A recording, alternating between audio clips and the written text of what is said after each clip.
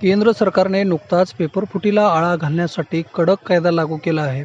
परंतु राज्य शासनाने देखील पेपरफुटीला आळा घालण्यासाठी हिवाळी अधिवेशनात 14 डिसेंबर 2023 रोजी समिती स्थापन केली आणि 3 महिन्यात अभ्यास करून शासनाकडे अहवाल देण्याचे स्पष्ट केले होते.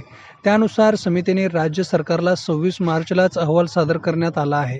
त्यामुळे विविध परीक्षा देणाऱ्या परीक्षार्थींना राज्य सरकारच्या पेपरफुटीच्या कायद्याची प्रतीक्षा असून येत्या पावसाळी अधिवेशनात तरी राज्य शासनाने पेपरफुटी संदर्भात समितीला जे काम दिले होते त्याचा अहवाल 26 मार्चला सरकारकडे सुपूर्द केला आहे.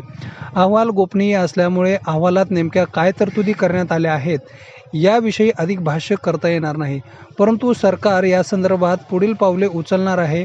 एक सदस्यीय परीक्षांची कार्यपद्धती संपूर्णपणे संरक्षित करण्यासाठी समिती स्थापन केली आहे. परंतु पेपर फुटी विरोधात कायदा केंद्र सरकारने लागू केल्यानंतर आता राज्य शासन पेपर फुटी विरोधातील आपला कायदा कधी लागू करणार याची प्रतीक्षा स्पर्धा परीक्षांची तयारी करणाऱ्या विद्यार्थ्यांना लागली आहे. नीट गोंधळानंतर केंद्राने 21 जून रोजी अधिसूचना काढून सार्वजनिक परीक्षा कायदा 2024 लागू केला. हा कायदा फेब्रुवारी 2024 मध्ये मंजूर करण्यात आला होता. या संदर्भात राज्य उपाध्यक्ष तथा स्पर्धा परीक्षा व शिक्षण भरती संघटनेचे प्रशांत शिरगूर यांनी अधिक माहिती दिली आहे. मी प्रशांत शिरगूर, राज्य उपाध्यक्ष स्पर्धा परीक्षा समन्वय समिती आणि शिक्षक भरती संघटना. नुकत्याच लोकसभेच्या इलेक्शननंतरनं पहिल्याच अधिवेशनामध्ये केंद्र सरकारने जे पेपर फुटी संदर्भात कडक कायदा त्यांनी पारित केला आहे.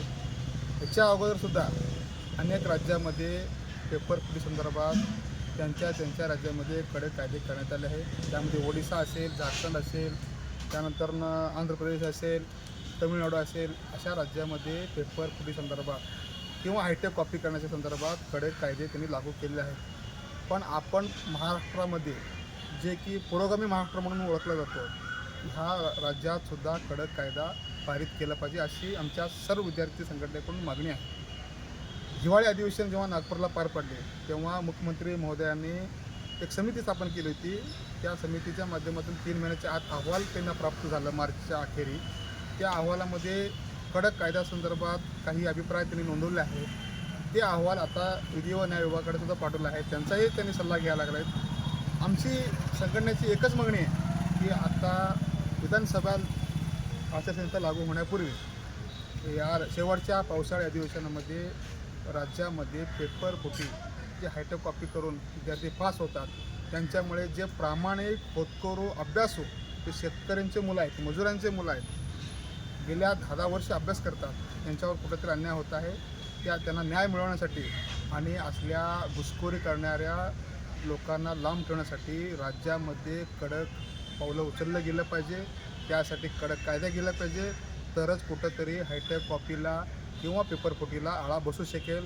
आज आपण नीट परीक्षा आज देशामध्ये कशी गाजत आहे आपण सर्वांनी पाहत आहात. त्याच्यामुळे जे वर्षानुवर्षे अभ्यास करून त्यांना कुठंतरी न्यायापासून वंचित राहावं लागत आहे. त्याचप्रकारे आज सगळ्याच परीक्षांमध्ये घोटाळा झालेला आहे. थोड्या प्रमाणात असू द्या, मोठ्या प्रमाणात असू द्या, आम्ही शासनाकडे संघटनेच्या माध्यमातून अनेक वेळा पाठपुरावा केला. जिल्हा स्तरापासून ते मंत्रालयापर्यंत आम्ही पाठपुरावा केलेला आहे. हे पुढं होता कामा नये म्हणून शासनाकडे आमची एकच मागणी आहे की बाबा आपण ह्या शेवटच्या पावसाळी अधिवेशनामध्ये विशेष असं बैठक बोलून पेपर फुटी संदर्भात कडक असे कायदे करावे, जेणेकरून लाखो तरुण रोजगार जे विद्यार्थी बेरोजगार आहेत त्यांना प्रामाणिकपणे अभ्यास करून त्यांना रोजगार उपलब्ध होईल. एवढंच आमच्या संघटनेच्या माध्यमातून मुख्यमंत्र्यांना आम्ही निवेदन दिलेलं आहे, पत्रव्यवहार केलेला आहे. त्याचं कुठंतरी दखल घेऊन ह्याच अधिवेशनामध्ये त्यांनी कायदा पारित करावा अशी आमची अपेक्षा आहे.